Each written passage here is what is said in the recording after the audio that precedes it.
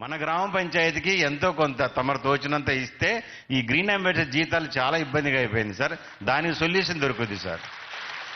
Sir both are different issues sir. GSWS లో సర్వీసెస్కి వచ్చిన మనీలో కొంత భాగం మన వాళ్ళు కావాలంటున్నారు సార్. అది విత్ యువర్ పర్మిషన్ GSWS డిపార్ట్మెంట్తో ఒక డిస్కషన్ మొదలు పెడతాం sir. Regarding green ambassador sir మన 15th finance commission funds already 3 installments release చేశాం sir. In most of the places green ambassadors కి శాలరీ ఇచ్చారు సార్. రెండో సబ్మిషన్ సార్, గ్రీన్ అంబాసిడర్స్కి ఇంతకుముందు మనకు ఆ మాట నేను మాట్లాడకూడదు సార్. వాలంటీర్లు కూడా CMS ద్వారా జీతాలు ఇచ్చారు సార్. సారీ సార్ ఆ మాట అన్నందుకు.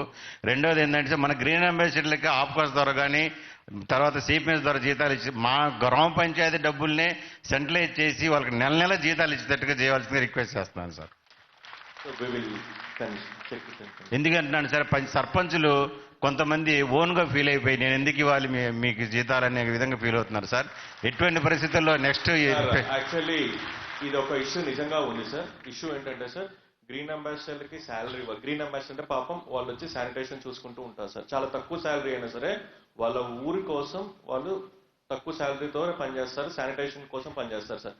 కానీ కొంతమంది కొన్ని సర్పంచులు, అందరూ కాదు సార్, కొన్ని సర్పంచ్ కొంతమంది అంటే జీతాలు ఇచ్చేటప్పుడు మేము ఎందుకు ఇవ్వాలి అని చెప్పేసి చాలా డిలే చేస్తున్నారు సార్. సార్ 6 నెలల ముందు ఈ ప్రాబ్లం చాలా ఎక్కువగా ఉండేది, ఇప్పుడు బాగా తగ్గింది. బట్ ఇప్పటికి కూడా కొన్ని పంచాయతీల్లో సర్పంచులు సంతకం పెట్టట్లేదు సార్ వాళ్ళు శాలరీ ఇవ్వడానికి.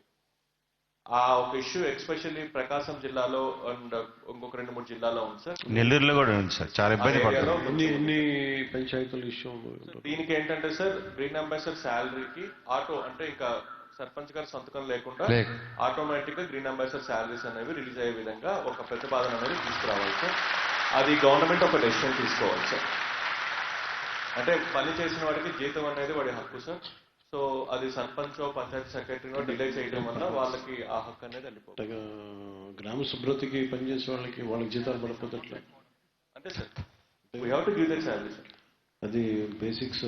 సర్పంచ్కి ఎన్నికైన వాళ్ళ కనీస బాధ్యత వాళ్ళది నిర్వర్తించినప్పుడు అంటే ఒక్క స్టేట్మెంట్ ఏదైనా ఒక నోటీస్ పంపించుకోవడం. అంటే ఒకవేళ వాళ్ళు ఖాతరు చేయకపోతే maybe then the power will be shifted to secretary. అట్లా ఒక కరెక్షన్.